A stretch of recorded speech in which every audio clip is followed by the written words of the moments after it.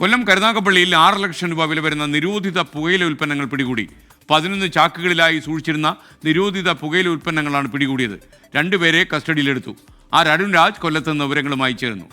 പറയരുൺ, good morning. പറയും. SKN good morning.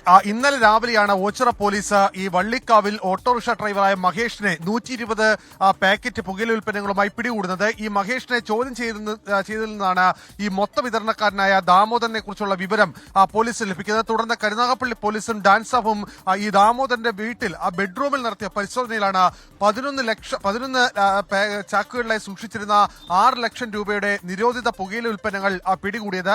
കരുനാഗപ്പള്ളിയിലെ ക്യാമ്പസുകളിലും അതുപോലെ തന്നെ സ്കൂളുകളിലും അടക്കം വിദ്യാർത്ഥികൾക്കായി വിതരണം ചെയ്യാൻ കൊണ്ടുവന്നതാണ് ഈ നിരോധിത പുകയില ഉൽപ്പന്നങ്ങൾ എന്നുള്ളതാണ് ഈ പ്രതികൾ പോലീസിന് നൽകിയിരിക്കുന്ന മൊഴി.